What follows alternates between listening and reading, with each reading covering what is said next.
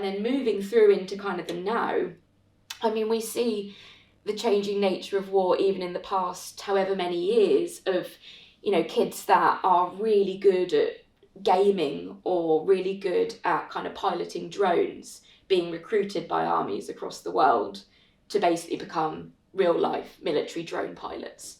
So I think that's a whole new arena that we're seeing, where the landscape of war has changed. It's no longer necessarily you go to battle.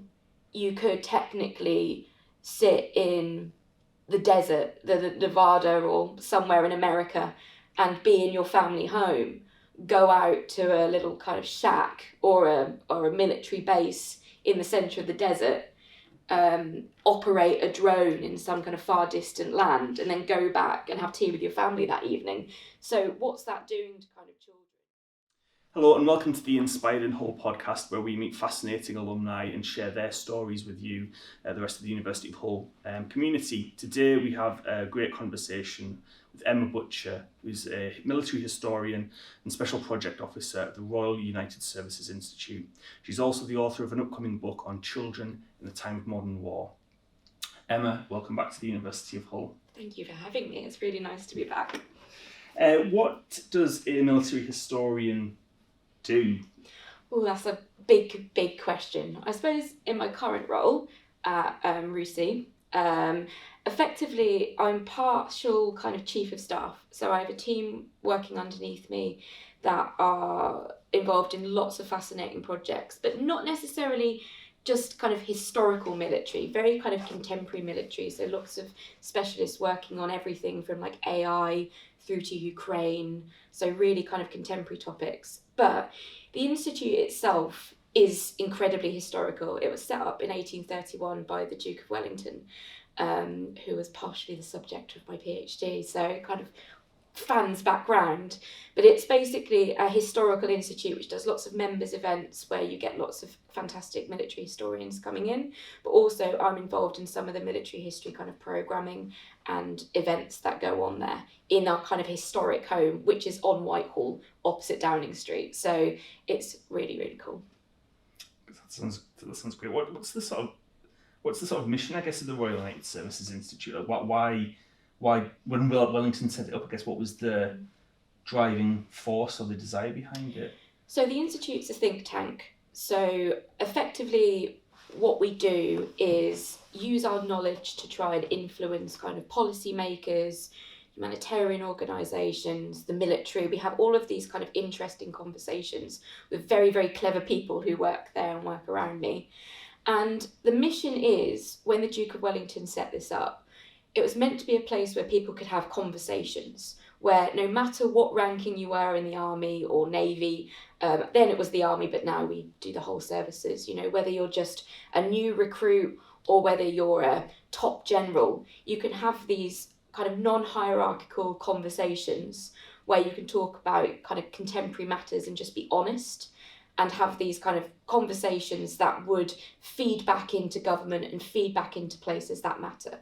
And that's exactly what the Institute still does. Ever since 1831, it's kind of kept that alive. So we're very much at the heart of kind of what's going on in defence and what's going on in the government right now. And I suppose with world historical events at the moment, there's quite a lot of work and a lot of conversations going on. Absolutely. I mean, I joined RUSI at the very start of the war in Ukraine. And as you can imagine, over the past couple of years, it's been both a very challenging but very rewarding place to work, in the sense that, we have conversations all over the globe with really kind of interesting, informed people. And we've also really kind of ramped up our research to make it much more kind of relevant, and we've been invited to do a lot more kind of talks, a lot more kind of in-depth discussions with kind of defence industry partners, but also government. So it has been a really interesting place over the past couple of years. I mean, I wanted to work in policy. I specialise in children and conflict. So when previously I've been an academic, I wanted to do something which had some kind of stamp in the world, something where I'd be able to have the conversations with the people that matter. And by working at the Institute, it facilitates those conversations. So I would say, yes, for me and all of our teams, it's very challenging at the moment, but also we're making a real difference, I think. What's the most, I guess, interesting piece of work that you've done? Oh, so I've done a lot of work on, I've been thinking a lot about children in Ukraine, and I've written a commentary on that in my time there, which has been really interesting, and also been able to participate with humanitarian organisations like War Child in their Bring Them Home campaign, but also Save the Children as well. So certainly going over to Parliament, listening to the Defence Minister, Grant Shapps, talking about kind of the state of Ukraine now. So it's being part of these conversations which I think is most important. So not necessarily my output, but what I've been able to be part of more broadly has been really rewarding for me. And I can only kind of build on those connections from there. What sort of, like, I guess, outcomes of the work have you been proud to see, or would you ideally in your role want to help produce? I think just more interdisciplinary connections. So trying to use my expertise of academia, but also it's about bringing people together. I talked about conversations, but that's kind of been, I think, the biggest output is getting different people from different kind of areas of life, be that humanitarian workers, industry, defence industry specialists, policymakers, government, ministers, all in rooms together to have the conversations that actually matter is probably the biggest kind of output. Because I see the Institute, I see a think tank as facilitating all these different groups of people that come together to basically, it's not necessarily always about written output, it's about the networking and also about the conversations that kind of broadly matter both across media but also in kind of select committee rooms in Parliament. So it's about being at the heart of things that matter, I'd say. Mm-hmm. I think one of the things I was interested about when I found out about your work was how you talked about how you've been interested as a researcher in the extremities of human experience. And that sort of, I guess, fed into your forthcoming book on children in the age of modern warfare. I think it's quite an extreme experience and traumatic experience. When did you get interested in this topic, and what drove that interest? I think it started with my PhD, which I did at Hull, which was on the Brontes and war. And it was basically, that was a case study of children who lived in the early 19th century. Britain had just been through the Revolutionary and Napoleonic Wars. And it was an age where kind of children, well, this particular group of children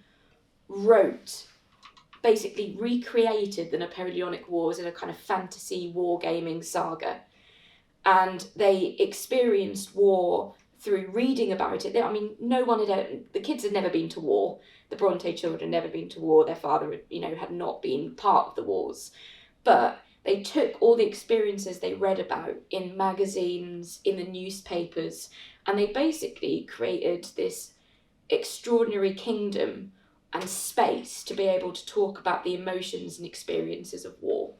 So it started off by me realising that this particular case study, these 4 children, had the ability at their age, all the way from kind of age 11, to grapple with extremities of human emotion, of human experience.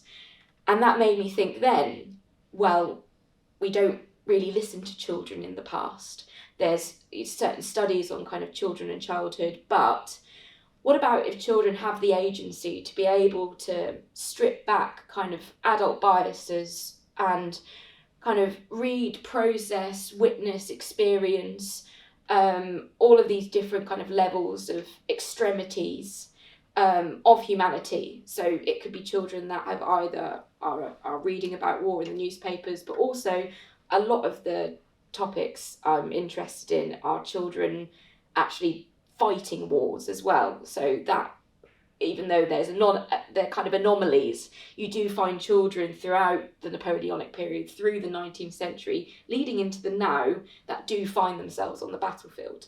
So it's a range of experience, but what I think I try to do mostly in my work is say that children in all arenas of war, be that witness or combatant, have agency to speak and to experience and to document in ways which is a little bit different to how kind of adults process things. It's a little bit more authentic, a little bit more raw. So that's why I was inspired to take this small case study and make it big. So my book goes all the way from 1780 all the way through to 1970. So it's a large undertaking, but I think it's important to show that kind of trajectory of how children have always been and always kind of will be, sadly, a part of war. And they are always victims of war, but also have pockets of agency and spaces where they're important in what their voice tells us. Mm-hmm. I guess it's sort of interesting that the sort of, I guess that the date ends at 1970. Yeah. Because as you mentioned with the work that you're doing at RUSI at the moment as well, like you mentioned AI, for instance. How would you say in recent times war has sort of like the arena of war has changed, the experience of war has changed, and sort of civilians and other children experience it differently? Absolutely. So this is also, I know it's a strange kind of career path that I've gone from being a kind of Napoleonic historian and literature specialist through to now. But that's where the kind of transition has taken me, that thinking, okay, I am a historian and a lot of the research I do is through the kind of 19th century, but then by bringing it to the now, why I wanted to go into kind of policy is because it was an arena where actually children are more affected by war now than they've ever been. I mean, the Israel-Gaza conflict is literally being known as the children's war because there's so many children affected by this kind of atrocity that's going on in the world today with Ukraine as well. Children have been a huge part of the war crimes committed in Ukraine. So more than ever, I feel that children are part of conflicts now. But if we go back a little and look at the 20th century, and why I thought it was important to kind of end there was because, well, technology massively kind of boomed and children could get involved in war in ways that they couldn't before. So before the kind of, I'd say the invention of the AK-47, which is incredibly light, children did hold weaponry, but it was very cumbersome for them and very heavy. Whereas this kind of change in technology from weaponry meant that a lot of rebel groups and units that would employ child soldiers meant that children could now effectively be a soldier in a way that they could never have been before. And then moving through into kind of the now, I mean, we see the changing nature of war even in the past however many years of, kids that are really good at gaming or really good at kind of piloting drones being recruited by armies across the world to basically become real life military drone pilots. So I think that's a whole new arena that we're seeing, where the landscape of war has changed. It's no longer necessarily you go to battle. You could technically sit in the desert, the Nevada or somewhere in America and be in your family home, go out to a little kind of shack or a military base in the centre of the desert, operate a drone in some kind of far distant land and then go back and have tea with your family that evening. So what's that doing to kind of children? What are the ethics surrounding that? And also children are kind of being used in a way which is both, well, I'd say children, what is a child, teenagers, I suppose, are being drafted into war in kind of deeply kind of more troubling ways, I'd say, as technology increases. I'm not really sure how to follow up on that because it's such a sort of like, we don't have like for, I guess in this country we're quite safe and withdrawn. We don't have that sort of first-hand experience of modern war. I think what you're describing obviously is the way that technology's changed. I mean, like I saw the movie Napoleon recently, where you've got two armies lined up opposing each other and fighting, whereas now we can see in Ukraine and Gaza it's taking place in civilian centres. But this idea that children, I guess in America and the UK, could do what you're describing as actually participating in the war as if they're participating in a computer game. What does that do to you? Like, you know, like the idea of going to play a computer game that you're killing real people and then going back home for dinner. I mean, another thing I'm interested in is kind of ideas of PTSD as well, and kind of how does that change that kind of engagement with war, or the effect that would have after.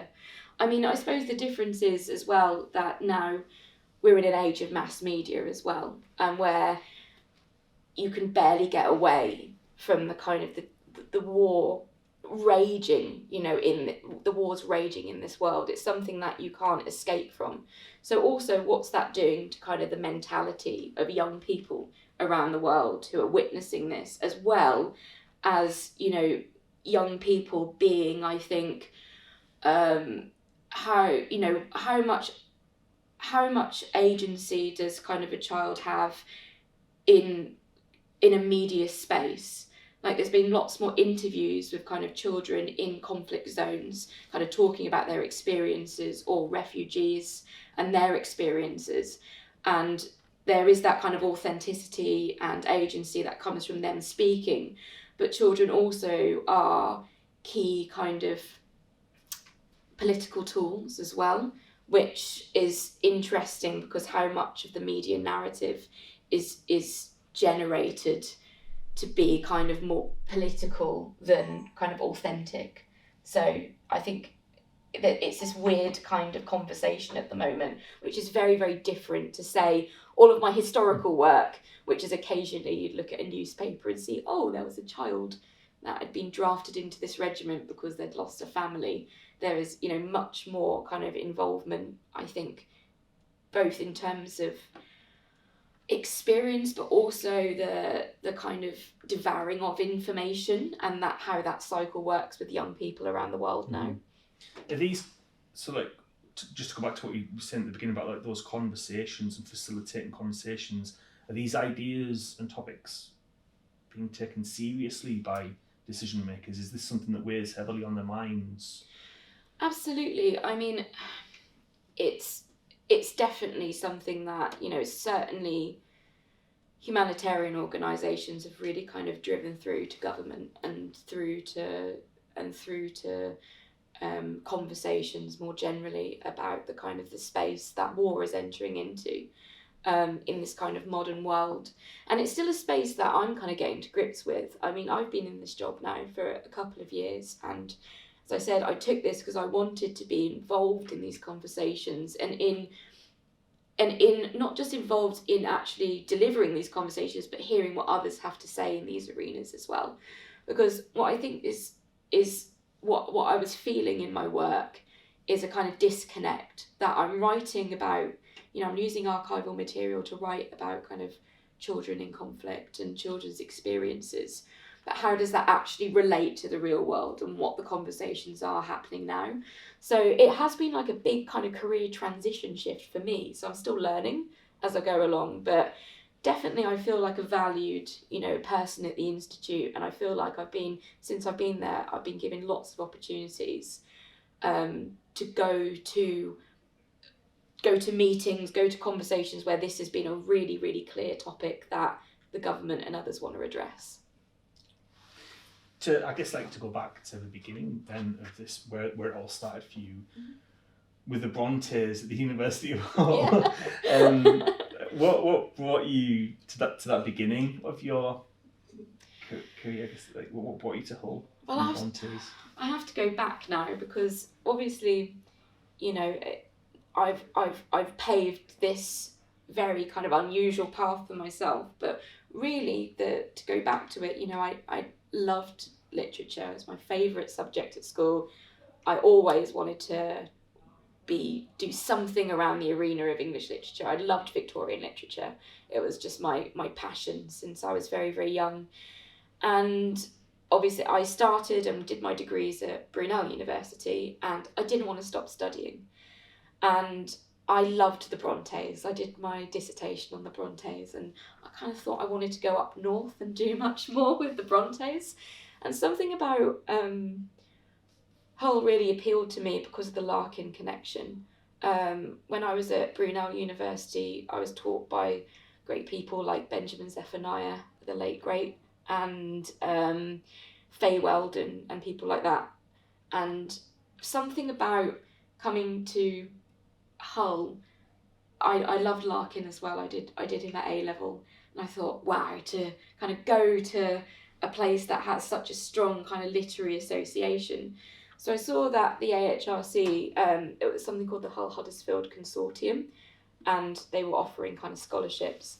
So I thought really carefully about what hadn't really been done with the Brontes before, and I was really interested in the kind of the men of the Brontes literature and how violent they are, and why is that. And as I started to read them more, I realised that they were quite militant, hence the start of the kind of military history.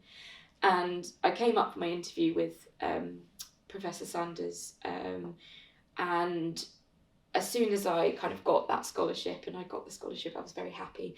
I knew that I was going somewhere that not only had a great kind of literary tradition, had a great kind of English department, but also meant that I could go and do my research at the Bronte Parsonage Museum as well, which was just so important because that was the treasure trove of stuff that I needed.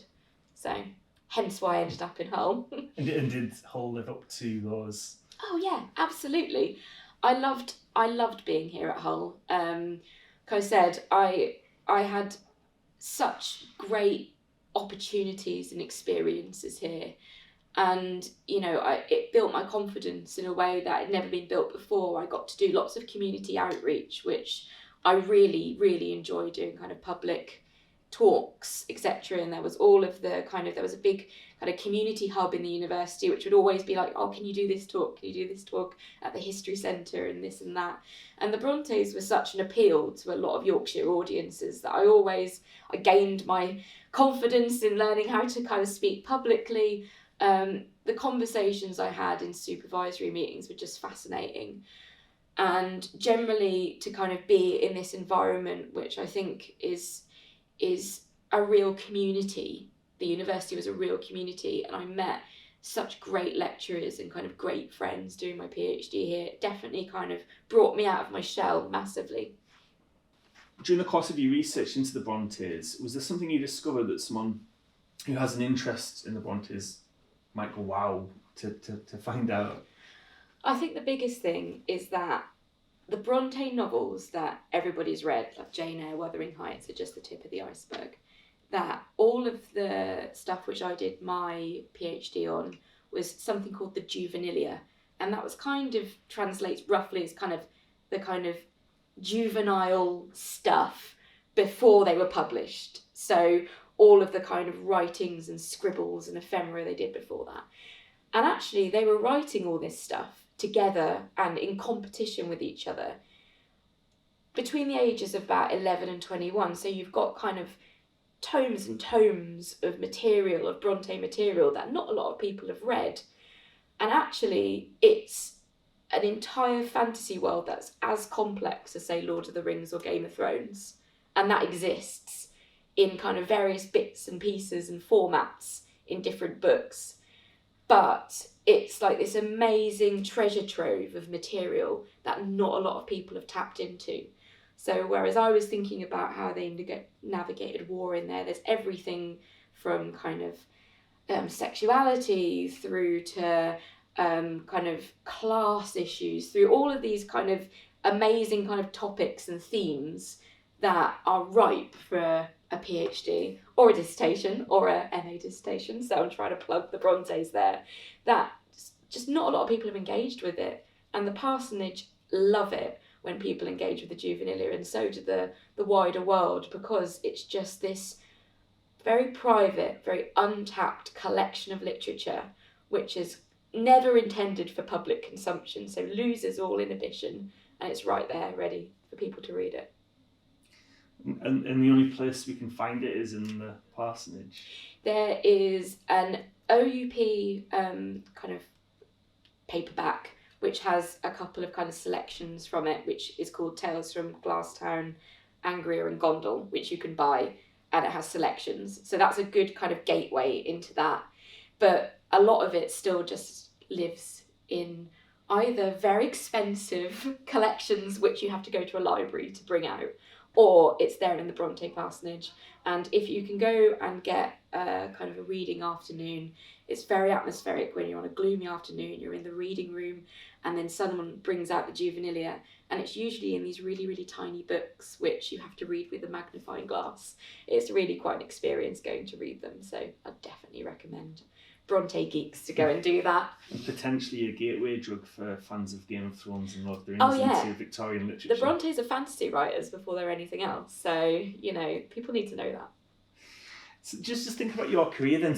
Once you finished your PhD, you became a BBC New Generation thinker, you went into academia. Could you tell us a little bit about that career path from academia or from your PhD? Yeah, well, absolutely.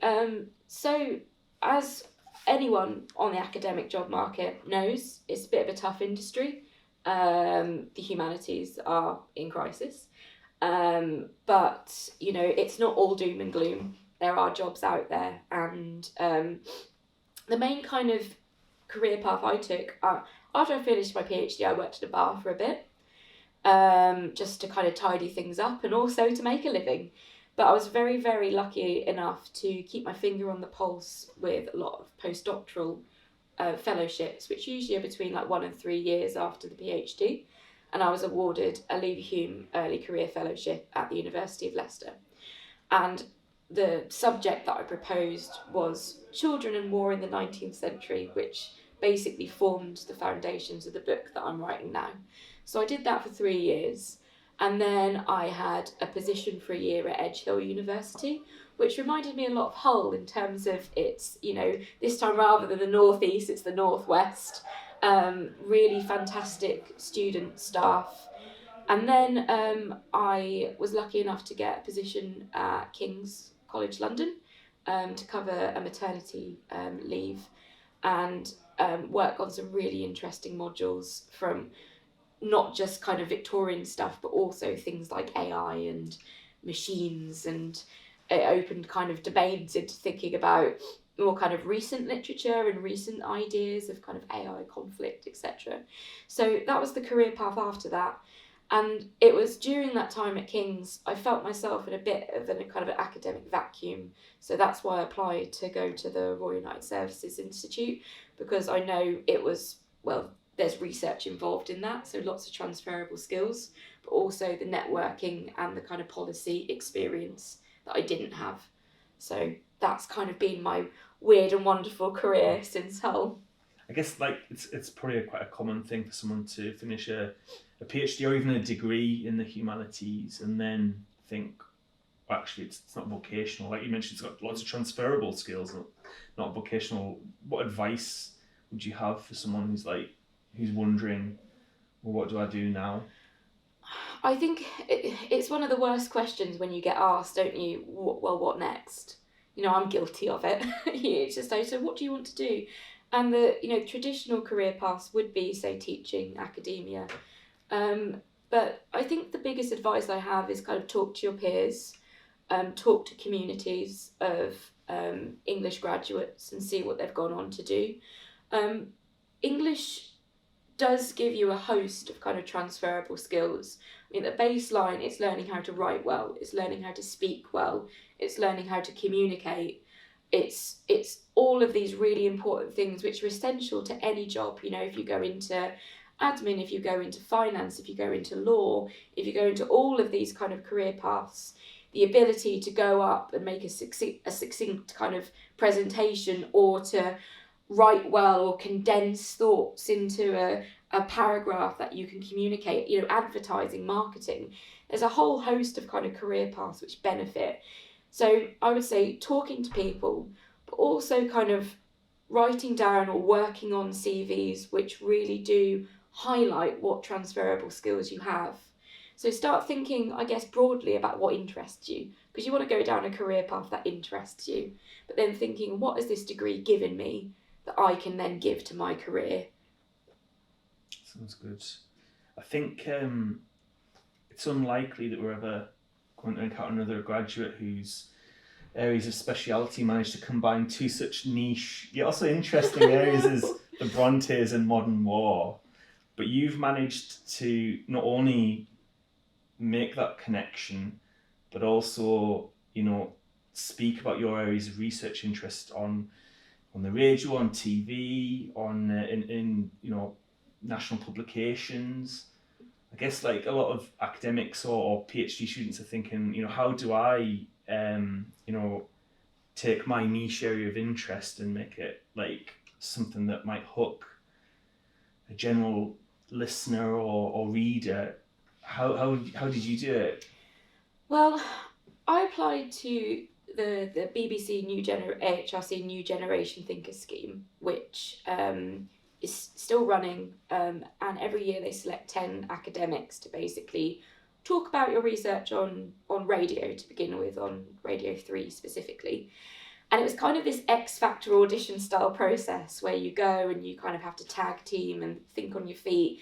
And one of it's, condense your research into something that the public would want to listen to.